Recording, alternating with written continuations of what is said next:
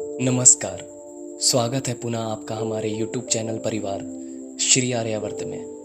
पिछली वीडियोस में हमने यज्ञों और यज्ञ से जुड़े विषयों के बारे में बताया था और आज की ये जो चर्चा होने वाली है वह संविधाओं के ऊपर होगी, जो नवग्रह शांति के लिए संविधाओं का प्रयोग किया जाता है।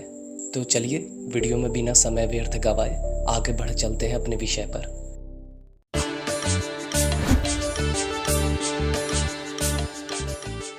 9 प्रकार की विशिष्ट लकड़ियों का प्रयोग होता है जो होम की जाती हैं आपके द्वारा किए यज्ञ और हवन में। इससे नवग्रह की शांति होती है।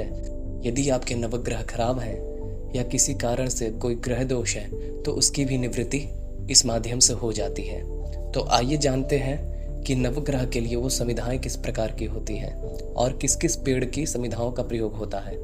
तो देखिए, सूर्य के लिए मदार की समिधा का प्रयोग होता है, चंद्रमा के लिए पलाश का, मंगल ग्रह के लिए खैर का, बुध ग्रह के लिए चिड़चिड़ा का या कहीं कहीं से चिड़चिड़ी भी कहते हैं उसका प्रयोग होता है, बृहस्पति के लिए पीपल का, शुक्र के लिए गूलर का, शनि के लिए शमी का, राहु के लिए दुर्वा और केतु के लिए कुशा की समिधाएं उचित मानी गई हैं। और जैसा कि हमने आपको अभी बताया कि नवग्रह शांति के लिए ही इन समिधाओं का प्रयोग होता है।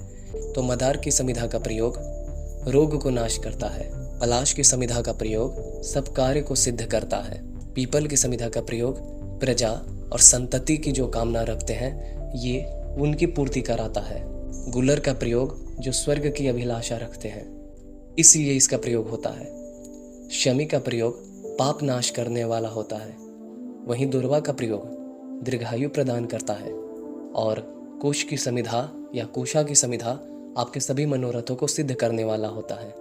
इसके अतिरिक्त देवताओं के लिए पलाश वृक्ष की समिधा जाननी चाहिए, यानी देवताओं के निमित्त पलाश वृक्ष की समिधा ही उपयुक्त होती है।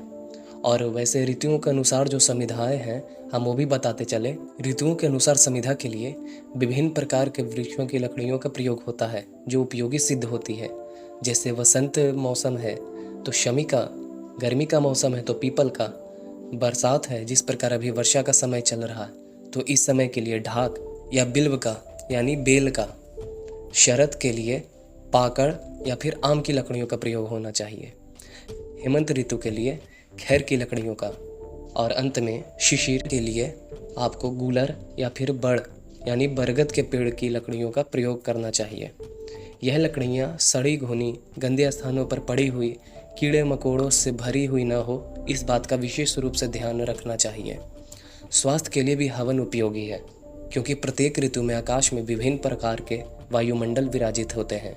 सर्दी, गर्मी, नमी और वायु का भारीपन, हल्कापन, धूल, धुआं, बर्फ आदि का भरावना बहुत ही कठिनाई उत्पन्न करता है। विभिन्न प्रकार के कीटाणुओं की उत्पत्ति, वृद्धि एवं समाप्ति का क्रम निरंतर चलता ही रहता है। इसलिए कई बार वायुमंडल स्वास्थ्यकर होता है, कई बार अस्वास्थ्यकर हो जाता है। इसी प्रकार की विकृतियों को दूर करने और उस वातावरण को अपने अनुकूल ढालने के लिए या बनाने के लिए हवन में ऐसी औषधियाँ प्रयुक्त की जाती हैं जो इस उद्देश्य को भली प्रकार पूरा करती हैं। तो आज के वीडियो में बस इतना ही था। अगले एक वीडियो में इस बारे में और भी जानकारी आपको देंगे। और कृपया कर यदि आप हमारे चैनल पर नए हैं तो सब्सक्राइब करके श्री आर्यावर्त परिवार का एक सदस्य बन जाएं। यदि आपको ये वीडियो अच्छी लगी तो कृपया लाइक अवश्य कर दें तथा शेयर करना बिल्कुल भी ना भूलें। इससे हमारे चैनल की रीच बढ़ती है। जिन्हें आप शेयर करते हैं उनको भी इसकी जानकारी मिल जाती है। और कमेंट के माध्यम से तो आप अपने विचारों, सुझावों और प्रश्नों से अवगत कराना हमें बिल्कुल ना भूलें। जय भगवती, हर हर महादेव।